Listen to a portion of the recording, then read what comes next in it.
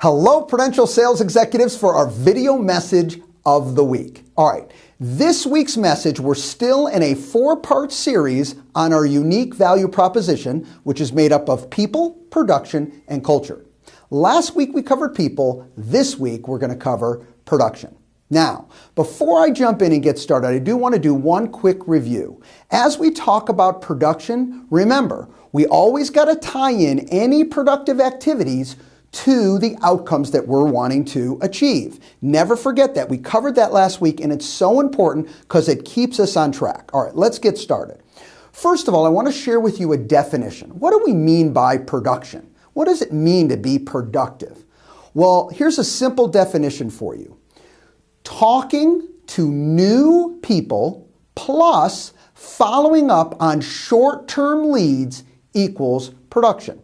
Now, I said short-term leads. Well, remember, easy way to remember this, 30 days or less is a short-term lead, meaning someone is going to buy or sell in the next 30 days, short-term.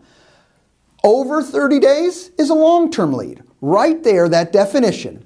Contacting, speaking to new people, and following up on short-term opportunities, short-term leads, makes up productivity, keeping that in mind. All right, so how do we become as productive as we can be? Well, there's a couple really simple rules that we want to follow. First rule along these lines is choose activities that you enjoy most. This is such a simple concept, but we don't give it enough thought. When you're thinking about the activities now that you have to reach out and speak to people, because there's no wrong way to contact somebody, whichever mechanism that you want to utilize, but pick the one you most enjoy. Some of you really are more attracted to utilizing the phone. Others of you like face-to-face contact via door knocking. Maybe it's open houses and canvassing a neighborhood. Whatever the case may be for you, pick the area that you're most excited about. Now, of course, if you're sitting there saying, well, I don't enjoy any of those areas, well, that's a different problem, okay? You got to pick the areas that you can speak to people and build new relationships or follow up on those hot leads. All right. Now, here's another simple rule that you need to follow. Commit to these activities daily.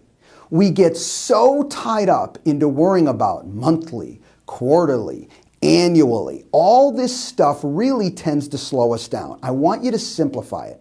You don't need all those plans, okay? What you need is a daily plan. And we've talked about this before. So first of all, you've got your activities you're excited about. It ties into the outcome that you want to make. And guess what? You worry about it daily. And that's all you have to worry about. So how does monthly, quarterly, annually tie in to what we do? Because some of you are sitting there going, well, we do have plans that talk about that. Let me give you some more insight on this. It's not a plan per se. It's a measurement opportunity. That's really what we're doing. When you look at something quarterly, listen, let's use right now, we're about halfway through the year. When you look at that, what you're really looking at is the numbers to say, am I on pace to hit the outcome that I want to hit? So it's really, let's call it what it is. It's a measurement opportunity. Now, there's another aspect of this that you really need to key in on, and this is an opportunity as well. As you have to adjust and change, what most over do you have to adjust and change? It's really about your skill set. You see where you need to get better in certain areas and do some things differently. Doesn't mean that there's not some changes into it, but it's really as you drive that skill set and increase your skill set again and again, just like I use the example always, the best quarterback in the league continues to practice and get better and better and work at their skill sets. As that increases, you get better through the process. Have a great week, everybody, and we'll continue with our 4-part series on our unique value proposition next week. Bye-bye.